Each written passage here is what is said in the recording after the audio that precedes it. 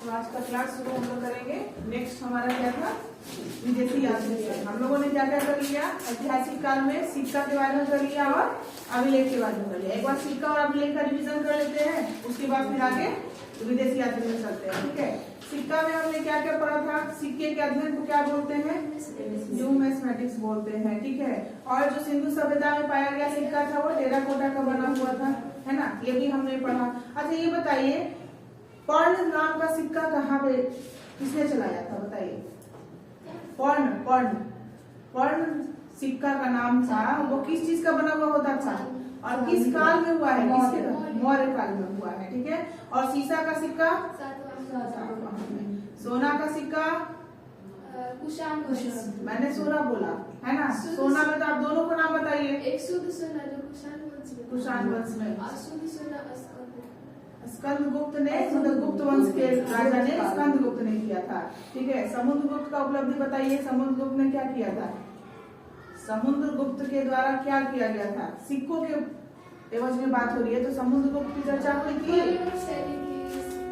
मयूर शैली के सिक्के जो है उन्होंने जारी किए थे। ठीक है, उसके बाद आए थे हमारे चंद्रगुप्त उससे पहले आए थे। ठीक है, उन्होंने क्या किया था, चंद्रगुप्त द्वितीय, उन्होंने क्या किया था,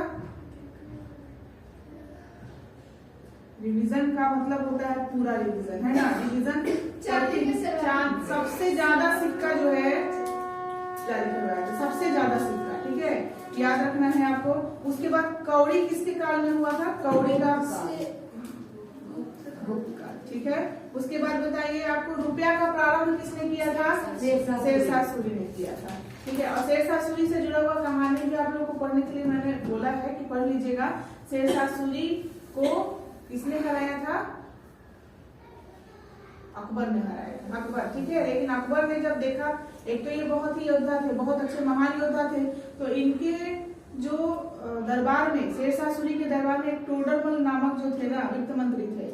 कौन थे, वित्त मंत्री थे। तो उनके बारे में इनको पता चला, अकबर को पता चला, तो अकबर ने कहा कि भाई ये हमारा भी अर्थव्यवस्था अच्छा हो जाएगा अगर इनको बुलाएंगे तो, है ना। तो ये गए थे बुलाने, तो इन्होंने पहले टोडरमल ने मना कर दिया था कि नहीं, मैं शेरशाह सूरी जी का मतलब दरबारी हूँ, उनके प्रति वफादार हूँ, तो मैं आपके साथ नहीं आ सकता, क्योंकि आप क्या हुए, आप तो दुश्मन हुए ना, आपने उनको हराया है।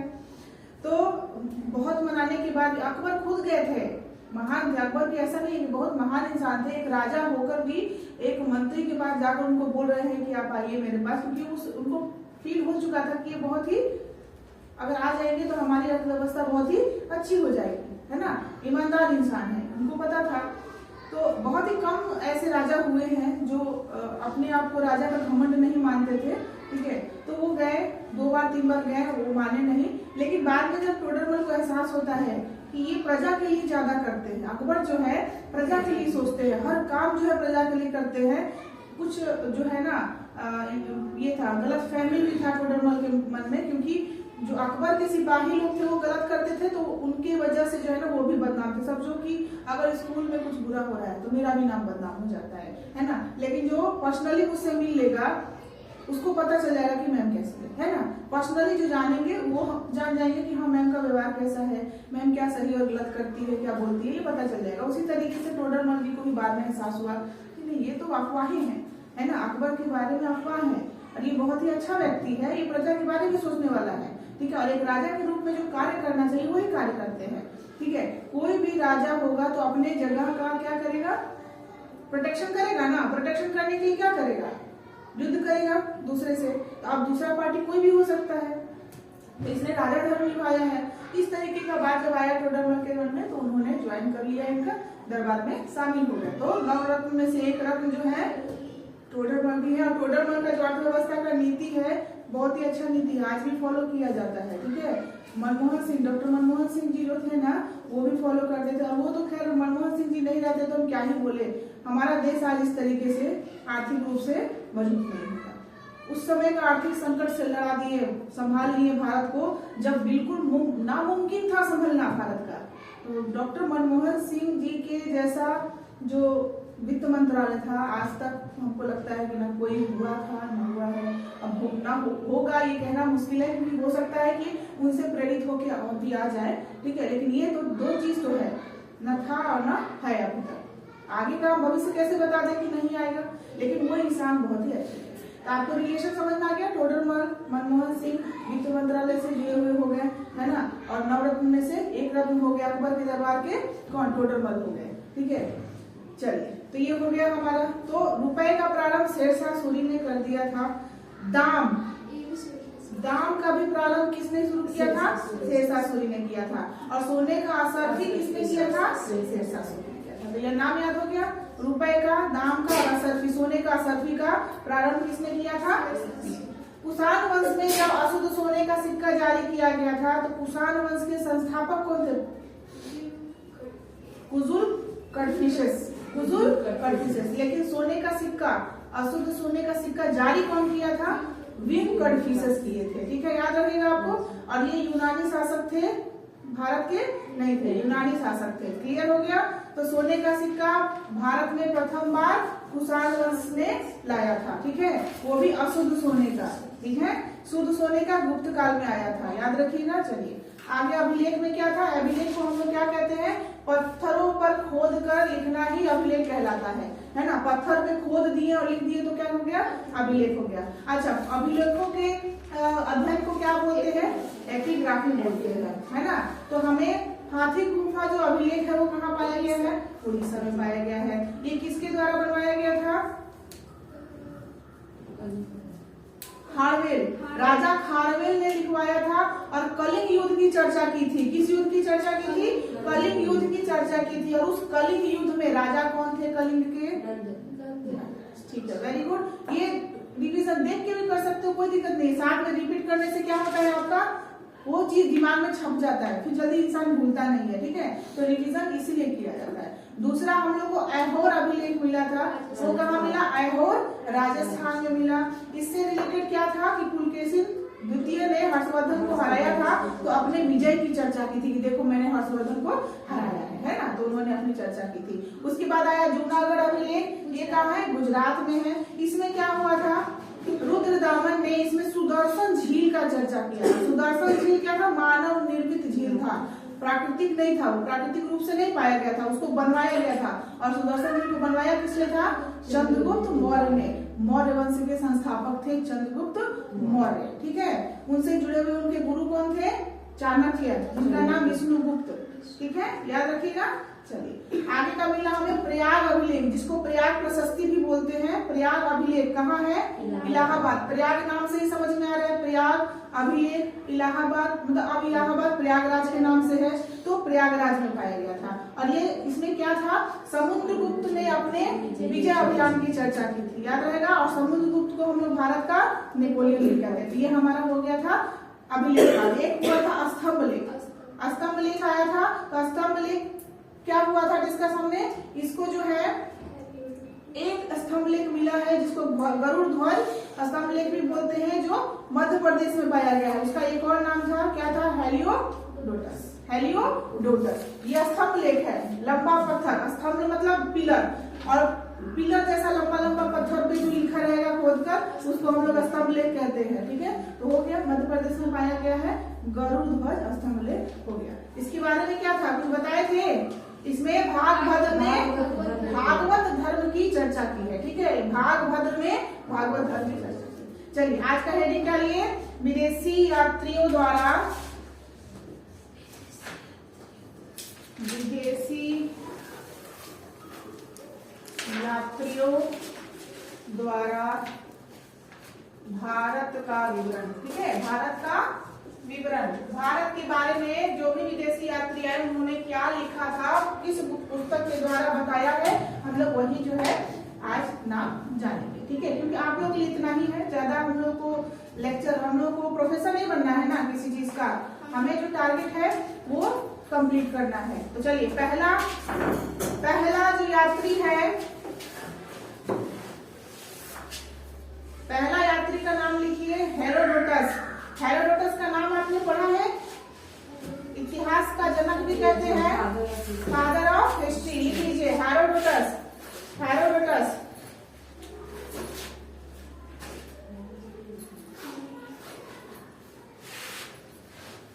हेरोडोटस जो है, इन्होंने कौन सी पुस्तक लिखी थी, हिस्टोरिका, लिख लीजिए हेरोडोटस के क्या कीजिएगा, डैश देके हिस्टोरिका लिख लीजिएगा। यहाँ यात्री लिखिए, यहाँ यात्री लिख लीजिए, यहाँ पुस्तक लिख लीजिए, है ना, या इससे जुड़ा हुआ जो होगा तथ्य भी, एक्स्ट्रा तथ्य भी लिखेंगे हम लोग यहीं पर। तो पहला हमने क्या लिखा, हेरोडोटस। ठीक है, हेरोडोटस को आपने क्या बोला, ऐसे करके लिख लीजिएगा, इतिहास के जनक, इतिहास के जनक भी कहा जाता है इनको, इतिहास के जनक। और यहाँ क्या है, हिस्टोरिका, हिस्टोरिका। एक का मैंने एग्जांपल बता दिया, अब बाकी आप लोग ऐसे ही लिखते चले जाएंगे। ठीक है, तो हेरोडोटस ने कौन सी पुस्तक लिखी थी, हिस्टोरिका। ठीक है, ऐसे हेरोडोटस कहाँ के थे, ग्रीक वासी थे, ग्रीस के थे। ठीक है, याद रखिएगा।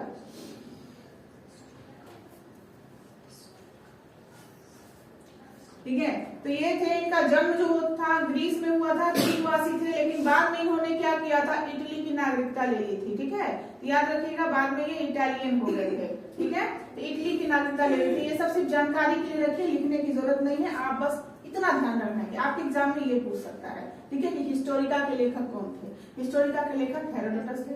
हेरोडोटस, अब क्वेश्चन ये भी पूछता है इतिहास के जनक किसे कहते हैं, है ना, हेरोडोटस। सेकंड में लिखिए मेगास्थनीज। मेगास्थनीज, देखिए हर नाम के बाद जगह जरूर छोड़िएगा, ये नहीं कि कंजूसी कर दीजिएगा लाइन में, हर नाम के बाद 2-3 लाइन छोड़िएगा, ताकि उससे जुड़ा आप लोग खुद भी लिख के ला सकते हैं, है ना। तो लिख लीजिए, सेकंड में लिखिए मेगास्थनीज। अब मेगास्थनीज का नाम तो बहुत फेमस है, सब जानते हैं, किसके, चंद्रगुप्त मौर्य के दरबार में आए थे, है ना। ये राजदूत थे, है ना, इनको क्या बनाकर भेजा गया था, राजदूत बनाकर भेजा गया था। लेकिन इनको इतना दिल लग गया यहाँ पर भारत में कि यही बस गए, बोले कि हमको यहाँ से जाना ही नहीं है। ठीक है, इनके बेटे भी यहीं पे रहे थे। मेगास्थनीज जो है, उन्होंने क्या किया था, मौर्य काल के बारे में एक पुस्तक लिखी थी। ठीक है, इसका नाम था इंडिका, इंडिका। ठीक है, इंडिका। मेगास्थनीज ने क्या लिखा था, इंडिका लिखा था, लिख लीजिए। और किसके दरबार में आए थे, लिख लीजिए, चंद्रगुप्त मौर्य के दरबार में आए थे।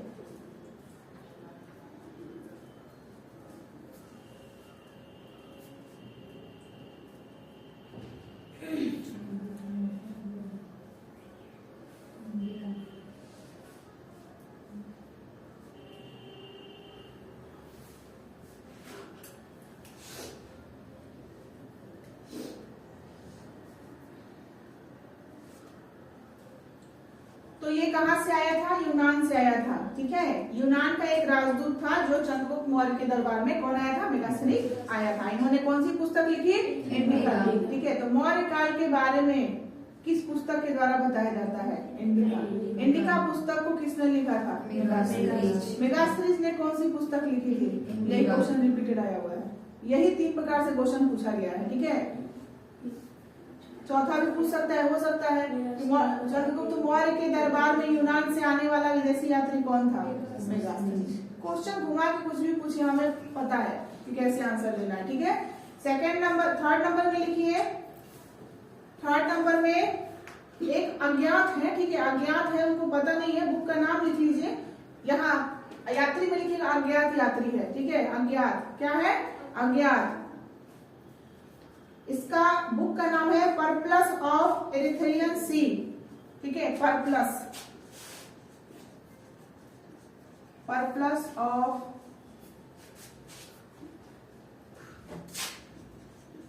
एरिथ्रियन सी। इसका जो है अज्ञात के द्वारा है, इतना ही इसके बारे में लिख लीजिए, अज्ञात, परप्लस ऑफ एरिथ्रियन सी। ठीक है, 4 नंबर में टॉलमी। टॉलमी का भी नाम आपने सुना होगा, इंटर में तो खैर 12th क्लास में तो टॉलमी के बारे में पढ़ना ही है, हिस्ट्री में। ठीक है, टॉलमी क्या थे, ज्योग्राफी। ठीक है, ज्योग्राफी के बारे में आप अगर जाएंगे ज्योग्राफी पढ़ेंगे तो उसमें आपको टॉलमी का नाम बहुत मिलेगा। ठीक है, तो लिख लीजिए टॉलमी। टॉलमी ने क्या लिखा था, ज्योग्राफी का। ठीक है, ज्योग्राफी का।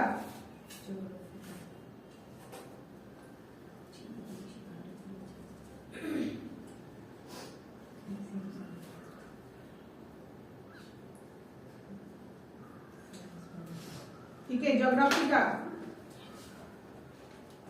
नेक्स्ट लिखिए प्लिनी। प्लिनी, प्लिनी ऐसे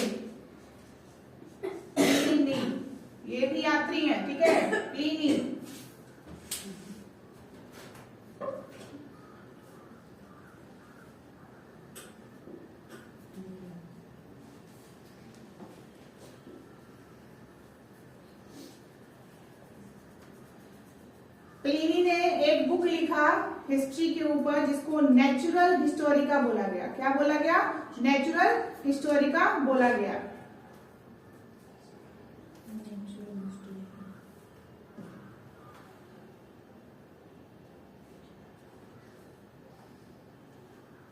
ठीक है, अब ये कहां से आया था लिख लीजिए। प्लिनी जो था वो रोम से आया था। रोम किसकी राजधानी है? इटली की राजधानी है, तो लिख लीजिए ये रोम से आया था। ठीक है, और प्लिनी को यूरोप में, या समझिए कि अंग्रेजी में उसको प्लिनी द एल्डर बोला जाता है। प्लिनी द एल्डर के नाम से जाना जाता है। तो प्लिनी में लिख लीजिए, प्लिनी कहाँ का था? इसने नेचुरल हिस्टोरिका लिखा था। ये रोम का था। रोम कहाँ की राजधानी है? इटली की राजधानी है। और इसको जो है अंग्रेजी में क्या बोला जाता है? Pliny the Elder. Pliny the Elder. देखिए, इसके बारे में बताने का रीजन था कि हो सकता है खुद प्लिनी कहाँ के थे, है ना, कहाँ से आए थे। विदेशी यात्री मान रहे हैं, है ना, लेकिन कहाँ से आए थे तो पता होना चाहिए, तो हमने लिख लिया। ठीक है, चलिए आगे हम लोग प्लिनी के बाद लिखेंगे अल्बेरोनी। अल्बेरोनी आपको पता है, अल्बेरोनी आपको 12th क्लास के कोर्स में भी पढ़ना है। चलिए, तो अल्बेरोनी क्या थे? कहाँ से आए थे अल्बेरोनी? कोई बता सकता है? जब आपने पढ़ा है तो पता होगा। अल्बेरोनी कहाँ से आए थे? ईरान से आए थे। याद रखिएगा, कहाँ से आए थे? ईरान से आए थे।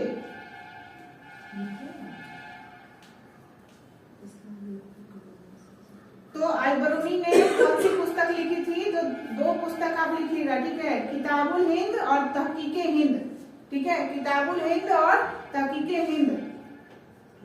किताबुल हिंद, किताबुल लिख लेंगे कि लिख दूं? हो जाएगा। किताबुल हिंद, तहकीके हिंद, तहकीक ए हिंद। ठीक है, अल्बेरोनी कहाँ के थे? ईरान के थे। इस ईरान के विद्वान थे और यहाँ यात्री बन के आए थे। चलिए नेक्स्ट लिखिए, जगह छोड़ते जा रहे हैं ना। नेक्स्ट लिखिए मार्को पोलो। नाम याद सुना होगा आपने इसका भी, मार्को पोलो। मार्को पोलो कौन थे? चाइना से आने वाले विदेशी यात्री थे। ठीक है, मार्को पोलो ऐसे तो उनको कहा जाता था कि वो इटली के थे, लेकिन बाद में चाइना का नागरिकता ले लिए थे, जिसकी वजह से वो क्या हो गए? तो लिख लीजिए मार्को पोलो चीन का यात्री था। ठीक है, चीन का यात्री था।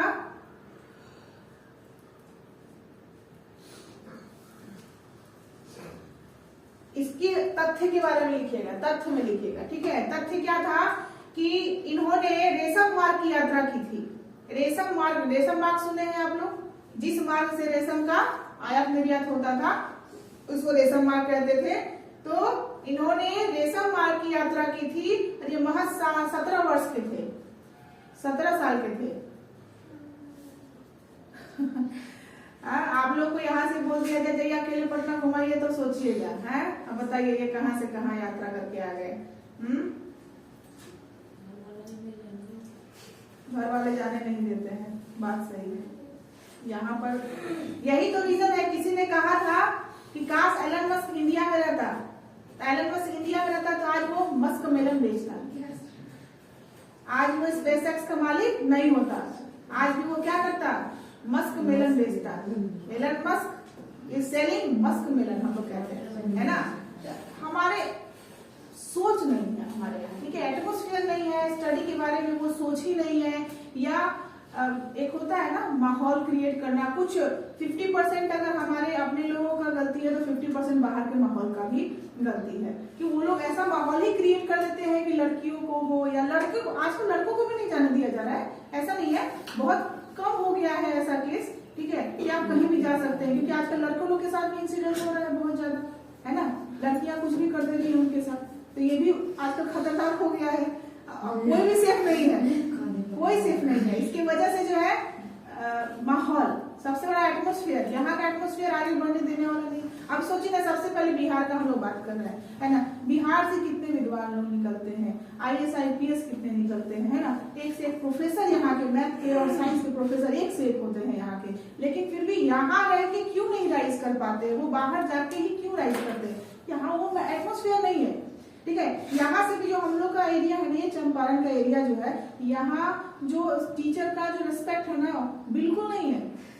और यही टीचर अगर जाते हैं ना, मैं खुद का बता रही हूँ, मैं पटना में जब गई ना, पटना का बात कर रही हूँ, ठीक है, बिहार में ही है पटना, है ना, राजधानी है, लेकिन वहां जो रेस्पेक्ट मिला, मुझे ऐसा लगा ना कि हाँ ये रियलिटी है कि मतलब वहां का एटमोस्फियर एजुकेशन से जुड़ा ही नहीं है। मुझे ऐसा फील हुआ कि चंपारण में जो अभी है ना, एजुकेशन सिस्टम पे उस तरह का फोकस है ही नहीं, और न ही किसी टीचर ने उस तरीके का जो है ना बच्चों में ये भावना किया है कि हम लोग यहाँ खड़े हैं बिजनेस पर्पज से नहीं खड़े हैं, ठीक है। हम लोग चाहते हैं कि ये एजुकेशन मिले बच्चे लोगों को, अच्छा गाइडेंस मिले, है ना। अभी भी इधर का यही माहौल है, और वही पटना में जाने पे इतना रिस्पेक्ट है। बताइए जो टॉपर बच्चा है IIT का मिलन कुमार, वो रिस्पेक्ट कर रहा है, तो क्या वो बेवकूफ है? IIT का टॉपर IIT बॉम्बे में अभी 2 साल से पढ़ रहा है, सेकेंड ईयर में चला गया, तो क्या उसके पास अक्ल नहीं है जो मुझे कॉल करके बोलता है कि मैम आप नहीं होती तो थोड़ा मोटिवेट नहीं हो पाते, है ना, ये एक बार फेल हो गए थे तो दोबारा हिम्मत नहीं करके आगे बढ़ पाते। सोचो कुछ तो रीजन रहा होगा, उसको कुछ तो दिखा होगा, लेकिन हमारे एरिया में क्या है, ऐसा कोई रिस्पॉन्स नहीं, तो थोड़ा होता है। तो इसलिए यहाँ अगर कोई रहता है तो ऐसा नहीं कर पाता। सही बोलियो कि यहाँ हमारे पेरेंट्स ही नहीं जाने देते हैं बाहर, तो कहाँ से हम लोग अल्बोनिया बनेंगे और एक्सिम बनेंगे, मार्को पोलो बनेंगे, हैं? सुनीता विलियम्स और कल्पना चावला को अगर इस तरीके से रोका जाता तो वो स्टेज में पहुंचती नहीं पहुंचती, है ना।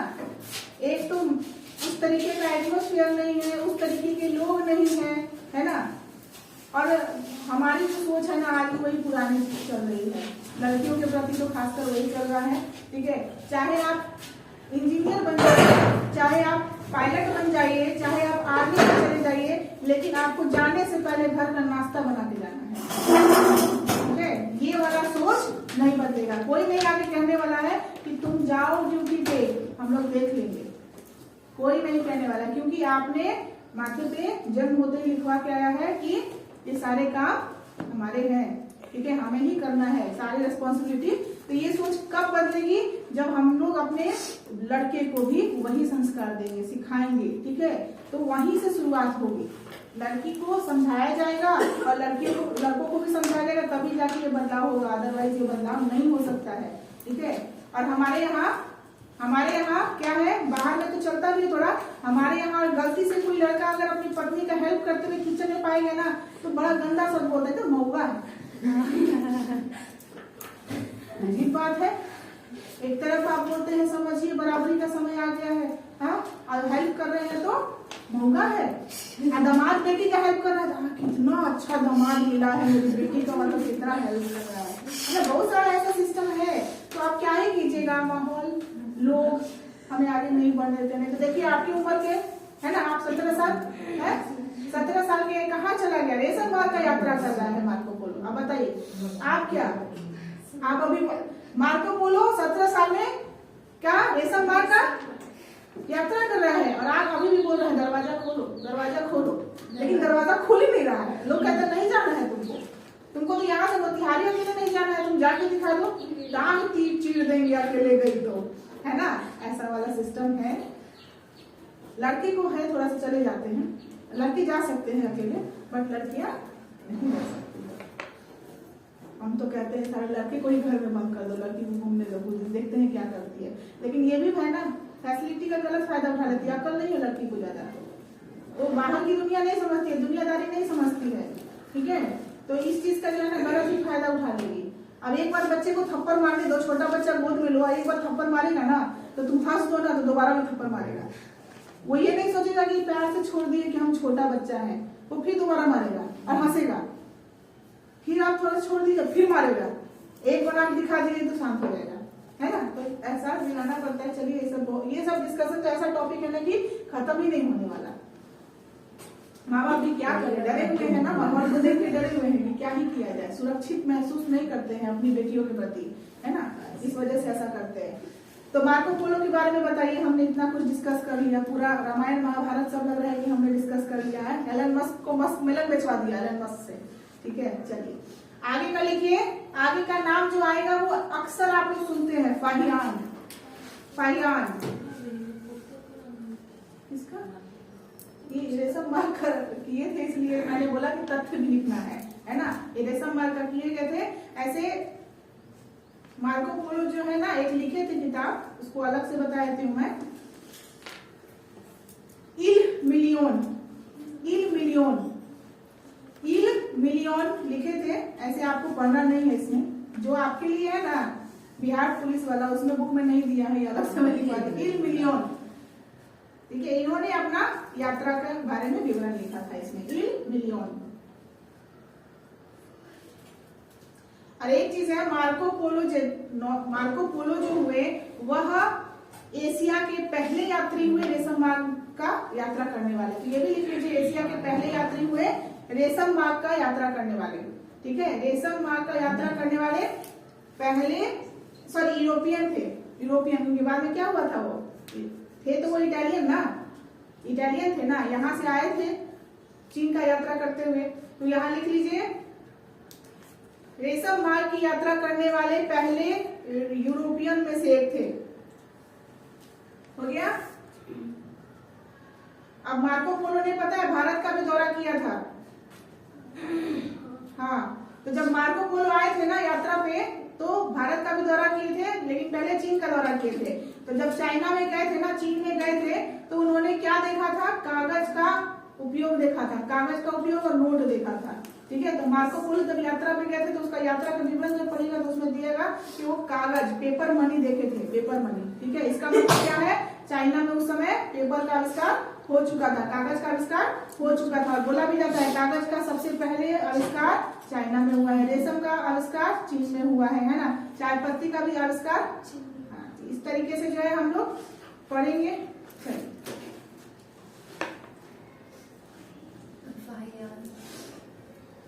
फाहियान लिखिए। फाहियान का पुस्तक का नाम क्या था, फोक्यूकी। फोक्यूकी, फोक्यूकी जिसको कहते हैं इसमें चंद्रगुप्त द्वितीय के बारे में। हंसी तो निकला, समझ भी गए। हाँ इसीलिए तो बोले हैं, इसीलिए तो बोले हैं। हाँ, फाहियान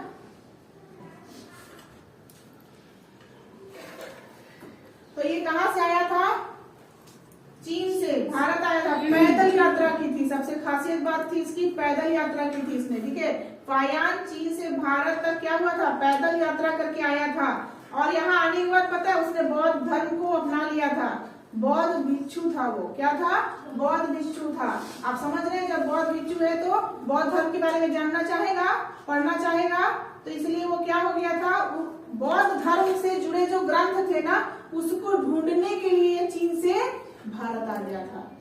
बौद्ध धर्म से जुड़े हुए जो ग्रंथ होते हैं ना उनके बारे में जानने के लिए बस ये भारत आ गया था, ठीक है। और जानने के लिए आया तो नालंदा जरूर गया होगा, है ना। तो मध्य एशिया होते हुए भारत की यात्रा की थी। भारत में लगभग 10 वर्ष बिताए थे फाहियान ने।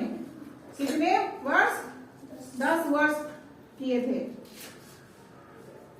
और बहुत सारा ग्रंथ, सुनिए हमारे यहाँ तो क्या हुआ था, नालंदा में जब आग लगा दिया गया था, ठीक है, तो नालंदा को जब जला दिया गया था तो हमारे यहाँ के जो साक्ष्य थे, ग्रंथ वगैरह तो जल गए, है ना। तो यही जो साक्ष्य थे ना, आप सुने होंगे, राहुल सांकृत्यायन का नाम सुने होंगे। भटकता यात्री जो था वो गया था चाइना, जो है, जो यहाँ से यात्री लोग ले जाते थे, चाइना के यात्री ले जाते थे ग्रंथ वगैरह का कॉपी करके, उसको लेने के लिए राहुल सांकृत्यायन भी जो थे वो गए थे और वहां से साक्ष्य जो है लेकर आते थे कि हमारे यहाँ का ग्रंथ है और इस तरीके का जो है स्रोत है हमारा इतिहास का, और हमारा तो जल गया। अब ये आपको होमवर्क दे रही हूँ, या आप बता सकते हैं कि नालंदा विश्वविद्यालय को किसने जलाया था। मुस्लिम शासक था, तो क्या नाम था उसका, बख्तियार खिलजी।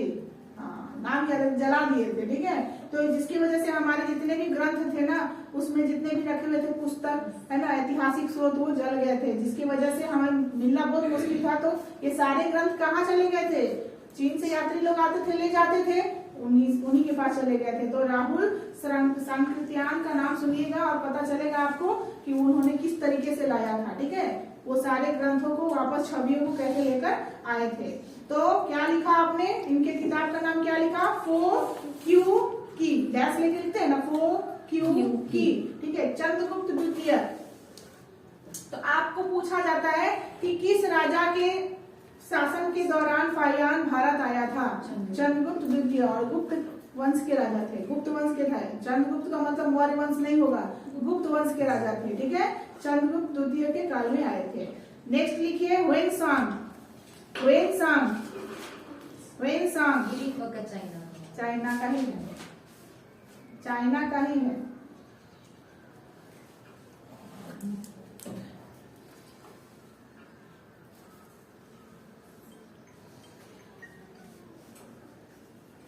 इन्होंने लिखा था, पुस्तक का नाम CU की, C-U- की, CU की।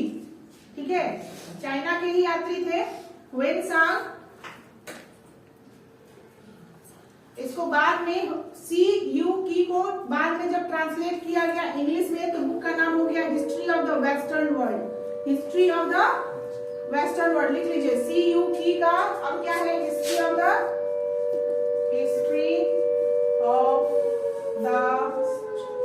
Western world. ठीक है, इसका CU की, पुस्तक का नाम था CU की, और इसको ट्रांसलेट करके इसमें लिखा गया history of the western world में लिखा गया। ठीक है, और ये किस राजा के समय आए थे, हर्षवर्धन के समय में आए थे। ह से होता है ह्वेनसांग और ह से हर्षवर्धन, याद कर लीजिए। राजा हर्षवर्धन के काल में आए थे, तो ब्रैकेट में लिख लीजिए हर्षवर्धन, राजा हर्षवर्धन थे उस समय। ठीक है, उसके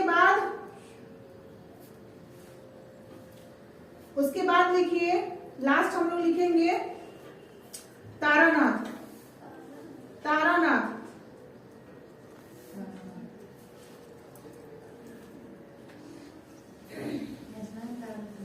तारानाथ का बुक है कांग्यूर और तंग्यूर। कांग्यूर और तंग्यूर।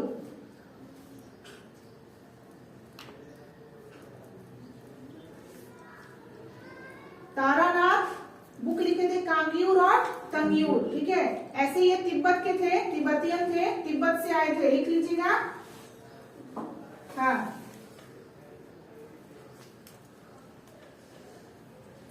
और इन्होंने पुस्तक कौन सा लिखा, कांग्यूर और तंग्यूर, दो पुस्तक का नाम लिखा इन्होंने। पूरा नाम इनका लामा तारानाथ था, लामा तारानाथ, लामा तारानाथ।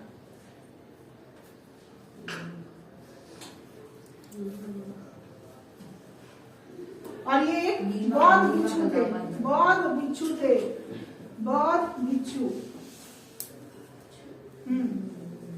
बौद्ध भिक्षु थे, बुद्धिज्म को मानते थे। ठीक है, तिब्बत में इनका जन्म हुआ था।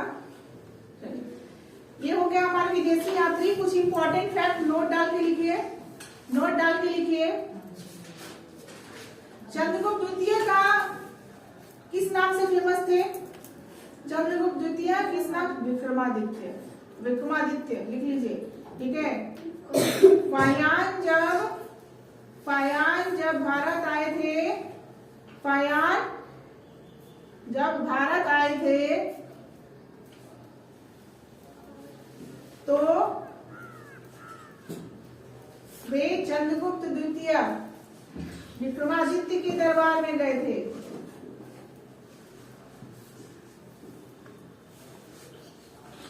विक्रमादित्य के दरबार में गए थे। ठीक है, और अपनी पुस्तक में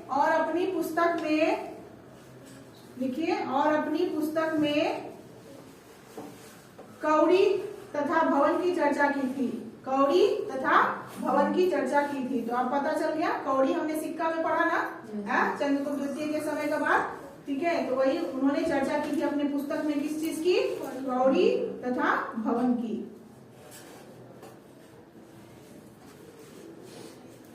ठीक है, ह्वेनसांग के बारे में लिखिए, नोट डाल के। ह्वेनसांग के बारे में लिखिए। ह्वेनसांग चीन का यात्री था। ठीक है, और इसे यात्रियों का राजकुमार कहते हैं, यात्रियों का राजकुमार कहते कहते हैं, हुएन सांग को यात्रियों का राजकुमार कहते हैं। और वह भारत नालंदा विश्वविद्यालय में अध्ययन करने के लिए आया था। और वह भारत नालंदा विश्वविद्यालय में अध्ययन करने के लिए आया था। ठीक है। और फायान की पुस्तक का नाम क्या है? फायान की पुस्तक का क्या नाम है? फो क्यू की। चलिए, नालंदा विश्वविद्यालय में अध्ययन करने के लिए आया था और अध्यापन भी किया था। अध्ययन करने के बाद उन्होंने पढ़ाया भी था, अध्यापन भी किया था। ठीक है। एक यात्री का नोट डाल के लिख लीजिए इंपॉर्टेंट में, इत सिंह।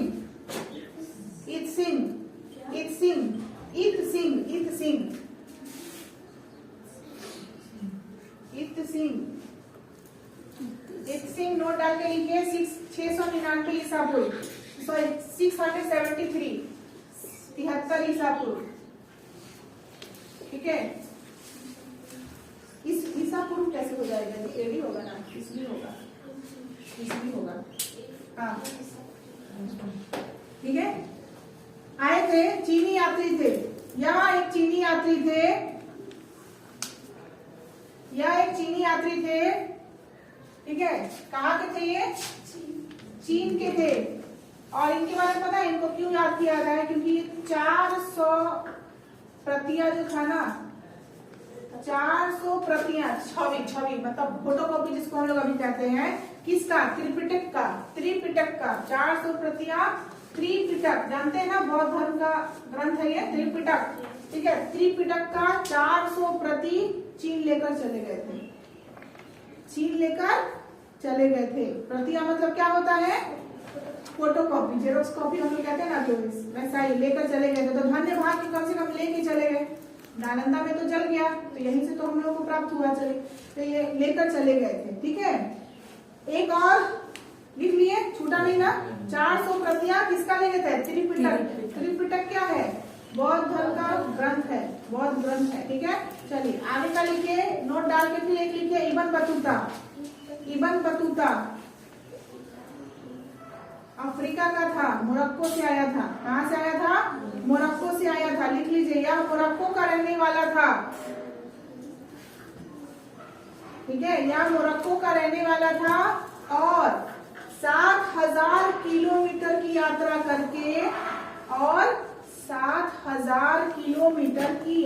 करके मोहम्मद बिन तुगलक के दरबार में आया था। मोहम्मद बिन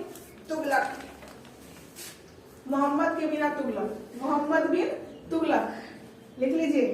तो इबन बतूता या मोरक्को का रहने वाला था। मोरक्को कहाँ का है? अफ्रीका का एक कंट्री है। मोरक्को का राजधानी हाँ, ठीक है, कंफ्यूज मत हो, बोलकर एकदम चुप मत हो जाओ, है ना।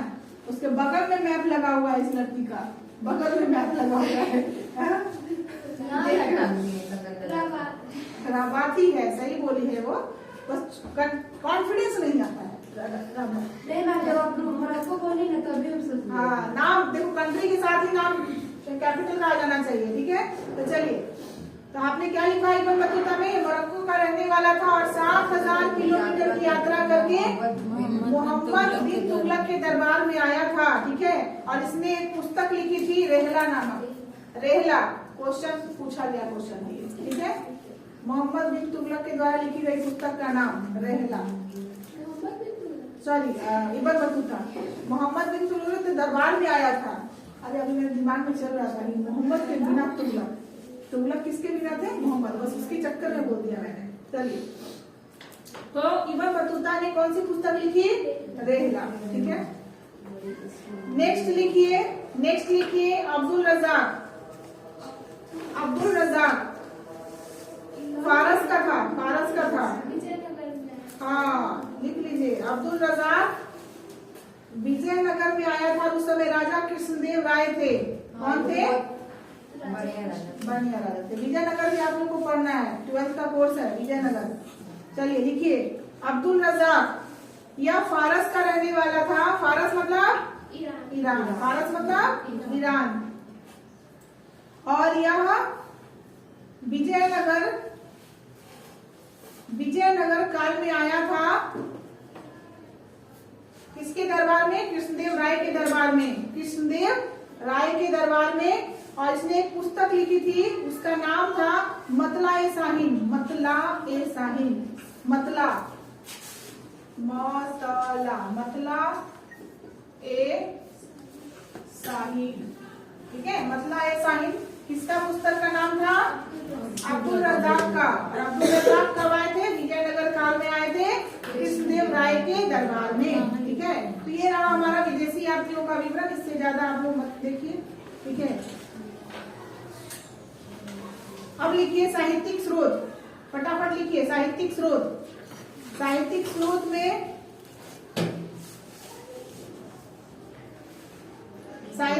में हमने क्या लिखा था? धार्मिक और गैर धार्मिक। तो धार्मिक मैंने बता दिया था, जो धर्म से जुड़े हुए स्रोत होंगे, साहित्यिक स्रोत होंगे, उन्हें धार्मिक साहित्यिक स्रोत बोलेंगे, और जो धर्म से जुड़े हुए नहीं होंगे उन्हें गैर धार्मिक स्रोत बोलेंगे, ठीक है। गैर ब्राह्मण भी बताया था मैंने। हाँ, गैर ब्राह्मण क्या हो जाएगा? हिंदू धर्म से रिलेटेड नहीं रहेगा, और ब्राह्मण रहेगा तो हिंदू धर्म से जुड़ा हुआ रहेगा, ठीक है। तो एक आया आपका जैन साहित्य। जैन साहित्य लिखिए, पहला टॉपिक साहित्यिक स्रोत में पहला टॉपिक लिखिए जैन साहित्य। जैन साहित्य में आप लिखेंगे, यह प्राकृत भाषा में लिखी गई थी।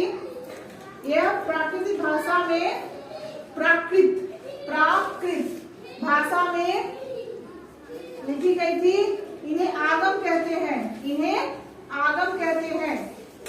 इन्हें क्या कहते हैं? आगम कहते हैं।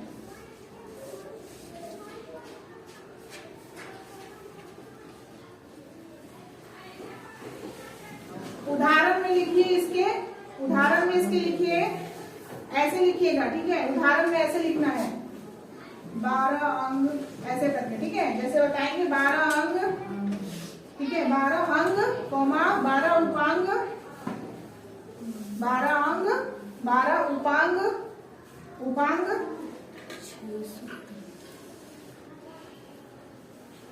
फिर अचरांग सूत्र, अचरांग सूत्र, अचरांग सूत्र, अचरांग सूत्र। यहाँ पे 12 उपांग लिखे आप लोग ना, ठीक है। ये सब कॉमा देने के लिखते जाना है। अचरांग सूत्र, भगवती सूत्र, भगवती सूत्र, कल्प सूत्र, कल्प सूत्र, आदि पुराण, आदि पुराण। ये सारे उदाहरण किसके हैं? जैन साहित्य के, ठीक है। जगह छोड़ के आगे बढ़िए, बौद्ध साहित्य, बौद्ध साहित्य।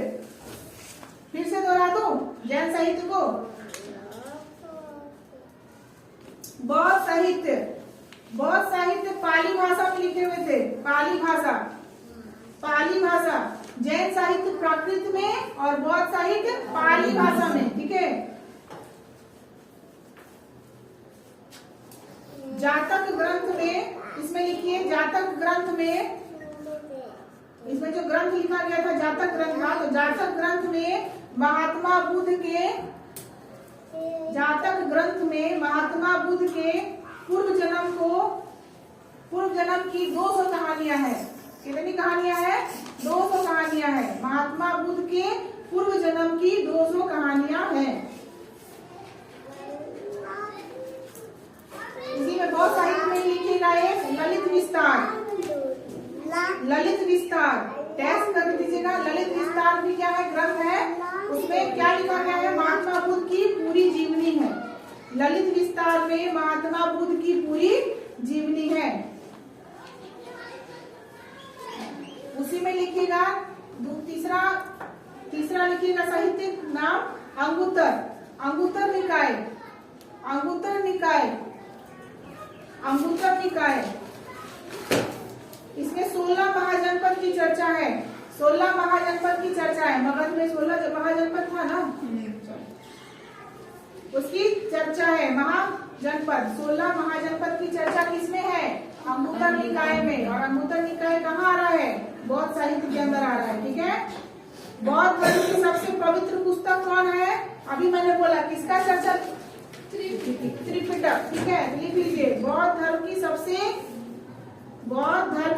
पवित्र पुस्तक त्रिपिटक है। ठीक है। त्रिपिटक को 3 समूह में बांट दीजिएगा। त्रिपिटक को क्या कीजिएगा? 3 समूह में बांट दीजिएगा। त्रिपिटक क्या है? सबसे पवित्र पुस्तक है और 3 समूह में बांट दीजिए। पहला लिखिए सूत पिटक, ऐसे करके लिख लीजिएगा। त्रिपिटक लिख लीजिए और इसको ऐसे करके आरोप कर लीजिए। पहला लिखिए सूत पिटक। ठीक है, सूत पिटक। और सूत पिटक के नीचे लिखिए इसे बौद्ध धर्म का एनसाइक्लोपीडिया कहते हैं। हम लोग विकिपीडिया जानते हैं। अभी विकिपीडिया किसी के टॉपिक के बारे में डिटेल पूरा जानना है तो विकिपीडिया खोल लो। उसी तरीके से कहते हैं कि सूत पिटक को क्या बोलते हैं? एनसाइक्लोपीडिया कहते हैं। सीधा लिख देंगे एनसाइक्लोपीडिया कहते हैं। एनसाइक्लोपीडिया। ठीक है। और सबसे बड़ा पिटक है ये। 3 हिस्सा है ना, 3 हिस्सा में सबसे बड़ा कौन है? सूत पिटक। तो आपने लिख लिया पहले का। दूसरा लिखिए विनय पिटक। दूसरा लिखिए विनय पिटक। यह सबसे छोटा है। यह क्या है? सबसे छोटा है। ठीक है, सबसे छोटा है। इसमें से बौद्ध धर्म के प्रवेश की चर्चा है। बौद्ध धर्म के प्रवेश की चर्चा है। हो गया। कल किसी ने बोला कि मैम आप बहुत फास्ट बोलते हैं, तो आज थोड़ा सा पूछ लेते हैं। दोबारा भी बोले। विनय पिटक भी हो गया। क्या है ये? सबसे छोटा पिटक है। और इसमें प्रवेश, मतलब प्रवेश कैसे आया, इंटर कैसे हुआ बौद्ध धर्म का, उसके बारे में चर्चा हुई है। और लास्ट इसका पार्ट लिखिए अभिधम पिटक। अभिधम पिटक नाम पूछा जाता है, पूरा याद रखिएगा। त्रिपिटक को तीनों हिस्से का नाम भी पूछा जाता है। ठीक है। अभिधम पिटक, इसमें महात्मा बुद्ध के दार्शनिक विचारों की चर्चा है। आइए, मझला बच्चा है और मझला बच्चा का क्या होता है? इज्जत नहीं होता है। ऐसा कैसे कहते हैं? जबकि इसी डर से मम्मी पापा लोग मझला को ही ज्यादा मानते हैं, फिर भी मझले को हमेशा लगता है क्या मम्मी पापा नहीं मानते हैं। हाँ, ऐसा हमेशा लगता है। कौन है इसमें मझला बच्चा? कौन है? अपने कोई नहीं है। ठीक है। तो इसमें क्या थी? सिर्फ बुद्ध के, भगवान बुद्ध के, महात्मा बुद्ध के दार्शनिक विचारों की चर्चा हुई है। तो ये होता है हमारा आज का टॉपिक समाप्त। अब हमें जो है इसके बाद जो है वेद पढ़ना होता है। तो वेद मैंने पहले ही पढ़ा दिया है ना। वेद के बाद अगर आप लोग बोलिए कि मैं एक बार और पढ़ा दीजिए तो हो जाएगा। ठीक है। कल हम लोग अगर आप लोग बोलिए कि वेद भी पढ़ा दीजिए, मैं वैदिक काल भी शुरू कर दीजिए, तो कल शुरू कर देंगे। ठीक है। तो कल हमारा वैदिक काल होगा। मुख्यतः वैदिक काल का ही टॉपिक हमारा रहेगा। वैदिक काल खत्म करते ही हम लोग का क्या हो जाएगा? ऐतिहासिक काल खत्म हो जाएगा। ठीक है। उसके बाद हम लोग कहाँ चले जाएंगे? मध्यकालीन इतिहास में। आज का क्लास खत्म होता है। Thank you.